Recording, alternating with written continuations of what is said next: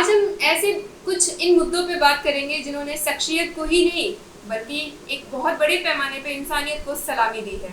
जी हाँ, मैं बात कर रही हूँ बप्पी करण जी की, जिन्होंने पूरे लॉकडाउन से पहले तो उन्होंने समाज सेवा किया ही, साथ में लॉकडाउन के ऐसे अवधि में जब लोग गरीबी के कगार पे हैं, उस वक्त में इन्होंने रक्तदान का काम चलाया।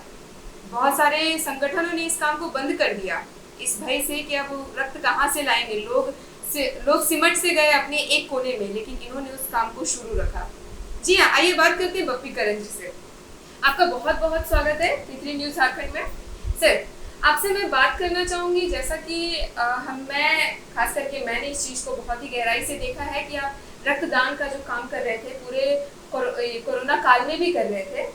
आपने इसकी संगठन कैसे की, शुरुआत कैसे की? देखिए, तकरीबन आज से 4 वर्ष पूर्व 2016 में, फरवरी 2016 में मानव कल्याण फाउंडेशन की स्थापना हम लोगों के द्वारा की गई और स्वामी विवेकानंद सभागार विनोबा भावे विश्वविद्यालय में एक रक्तदान शिविर का आयोजन किया।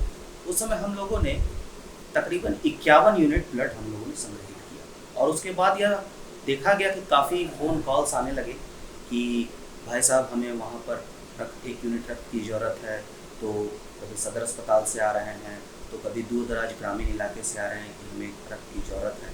तो हम लोगों ने रक्त मुहैया कराने का प्रयास किया।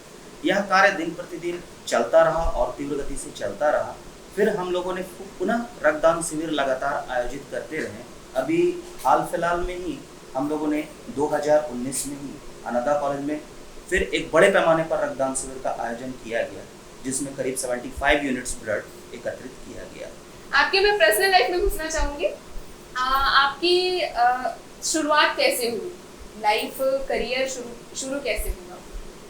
जी, करियर के रूप में देखा जाए तो बहुत कुछ आगे तो बढ़ नहीं सका हूँ आज तक। मेरे विचार से जितना दूर मुझे जाना चाहिए या जो मेरी संकल्पनाएं या ख्वाब है, लेकिन सामाजिक कार्यों में मैं पूरी दिलचस्पी रखता हूँ और तहे दिल से मानव सेवा को ही अंतिम सेवा समझते हुए इसी कार्य को मैं प्रकाष्ठा पर ले जाना चाहता हूँ। बहुत बहुत धन्यवाद आपका इतनी अच्छी बातें बताने के लिए। उम्मीद करती हूँ आपने जो कहा वो सारे लोग सुनेंगे और इस चीज़ को वो लोग भी अपने लाइफ में लाएंगे। नमस्कार, आप देख रहे हैं P3 न्यूज़ झारखंड, मैं हूँ काजल। जैसा कि मैंने आपको कुछ दिनों पहले एक बहुत ही महापुरुष से रूबरू करवाया था, रक्तदान का जो संगठन महासंघ चला रहे थे।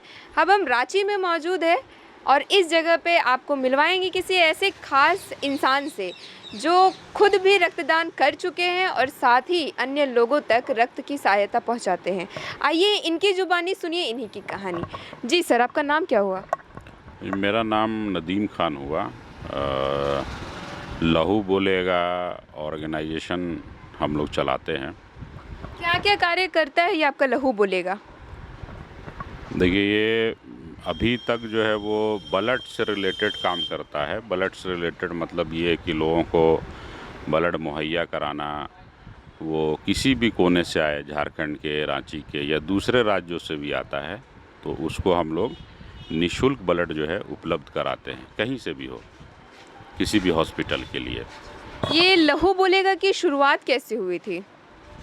देखिए, ये दरअसल ब्लड का कैंप लगाने का या एकाक ऐसी घटना घटी थी जिसपे ये लगा कि नहीं, ये ब्लड का जो है कैंप वगैरह लगाना चाहिए, लोगों को आवश्यकता है इसकी।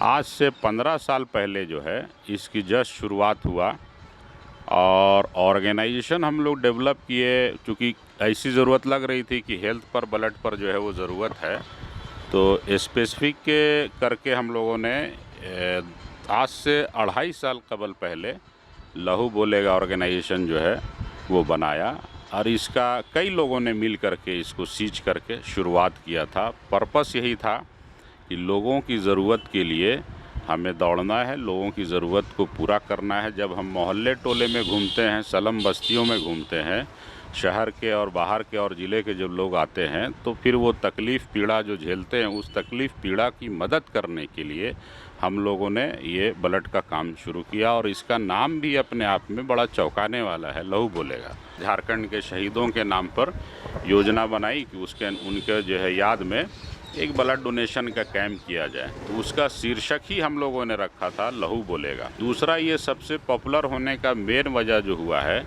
वो हुआ कि शहर में आज से 2-2.5 साल पहले जो है चिकनगुनिया हो गया था, चिकनगुनिया और डेंगू। तो ये हिंदपीढ़ी इलाका जो है या शहर का और कुछ इलाके हैं जहाँ चिकनगुनिया डेंगू जो है महामारी का रूप ले लिया था।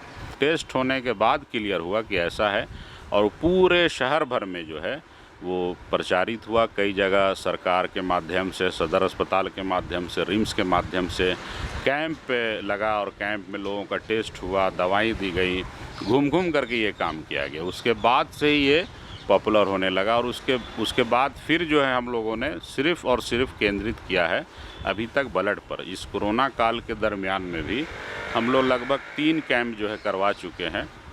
इस कोरोना काल में लोगों को जब रक्त की ज़रूरत पड़ती थी तो उन तक आप रक्त कैसे मुहैया करा पाते थे? देखिए, वो हम लोगों को अभी भी वही सिस्टम है कि किसी को भी अगर ब्लड की ज़रूरत पड़ती है तो पहले तो हम उन्हें फोकस करते हैं जो हम लोगों को ब्लड देते हैं, जिनको हम अपने ब्लड डोनेशन कैंप में बुलाते हैं या जो लोग कैंप लगाते हैं, पहले उन्हीं को हम फोकस करते हैं कि भाई आपके माध्यम से या आपको ज़रूरत है ब्लड ले जाइए। अगर आपके ज़रिए से कोई और आता है उसके लिए भी ले जाइए।